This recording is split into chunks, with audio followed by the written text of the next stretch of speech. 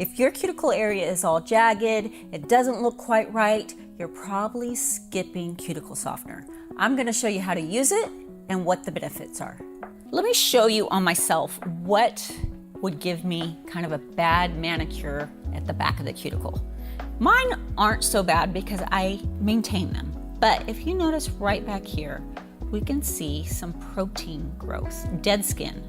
And if I polish to that, it's just not gonna look the greatest back there. So if we want a just perfect cuticle area, we need to take care of that. Now, our cuticle softener is a mild formula, and we want that. We don't need something aggressive. We need something that's gonna lightly soften. I like to do this after I get out of the shower because my skin's already softened and just makes it easier to push back. Just a gentle formula. Again, we don't need to be aggressive. Get around the skin, around the nail on all 10, and then I just kind of rub it in a little bit. Now I'm gonna let this sit. I'm gonna sit, watch TV or whatever you're doing, and let it sit for about 2 minutes, 2-3 minutes. Doesn't have to be a long time. Just let it kind of do its thing. It's gonna soften the skin. It's going to help with that exfoliation of that dead skin that's on that nail plate. Now, after we've let it settle a little bit, about 2 to 3 minutes, I'm just gonna take our glass cuticle pusher and gently push back that cuticle area, right? And I just kind of do it back and forth, it's almost a light scraping, but I'm not putting any pressure. Again, this is supposed to be gentle. And another thing we don't want to do is like push hard and break that seal.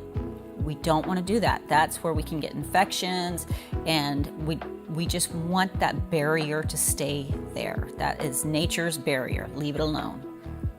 You can kind of see how it's softened that skin and pushed it back. You can see little remnants on the cuticle pusher itself.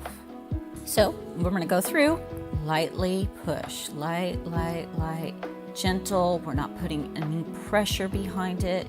This does not need to take long.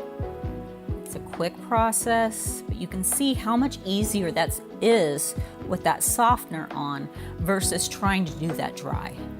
Even that little polish I have left over from my polish job helps kind of get that off the skin, really starting to clean it up. After that, we rinse our hands, and then we can kind of come in and see any of that skin that it pushed back, that dead skin, that we need to use our cuticle nippers on. Again, this also is a very light touch. We don't want to break any seals. We don't want to remove any skin that is live tissue. We just want to get rid of that dead skin that kind of got exfoliated by the cuticle softener and the cuticle pusher. So after we rinsed, this is when I would cleanse the nail plate, and either if I'm just keeping them natural, I'd put my oil on, which is a separate video, or I'd go into my polish application. Remember, that softener is gonna give you that perfectly polished cuticle area by slightly softening the skin, making it easier to push back with that cuticle pusher. If you want a beautiful, finished manicure look, definitely use softener.